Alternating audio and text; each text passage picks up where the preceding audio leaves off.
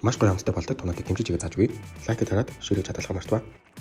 За дурын сонгоо нэг ширхэг нарийн уртааш нэгчтэй түгэн нэг ширхэг дүүпүтэй. За кимчигийн айллах хэссэн кимчи ашиглах зүгээр шүү. Ингийн. За өнөөдрийн хоолны маань орцууд ингэ харагдаж байна. Хариулын тавг хаалж агаад сонгоно кимчидэг хийж агаад уураад өгнө. Кимчи маань 350 г байгаа. Нэмэлтээр би баазрын мөг гэж өгж байгаа. Та нар мөг хийхгүй байсан ч болно шүү. Кимчи маань баазрын хэлсэн байвал илүү гоё шүү. За ойролцоогоор 1 литр 200 г-аас игээд өгнө. За амлаанд орцгоё. Амлаанд маань гүчжан нэг хоолны албаг. За би сүүлийн үед Малта брендийнхаа амлагчаар хоол хандалж байгаа. Улаан перц, сарамсны нутаг, хар перц, эднээс нь бүгднгөөс нь нэг цайны албаны талаар хийгээд амлаад өгнө. За тунаа маань 250 г, тэрнийхээ талын нэгээд буцлаад өгнө. За та бүгдээ бас нэг хийсэн бичлэг харуулж би ингээд шорлог бас гэртээ хийж идсэн. Малта брендийнхаа амлагчаар сой соус 3 хоолны албаг, дашита нэг хоолны албаг, үлсэн тунаагаа хийгээд дүүпүг хийгээд өгнө.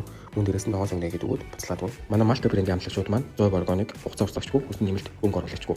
Олон улсын ISO халаал веган сертификаттай. Гэрт заавал байх ёстой амлагчуудын нэг юм шиг надад санагдлаа. Та хэд маань бас аваад хэрэглээрэй.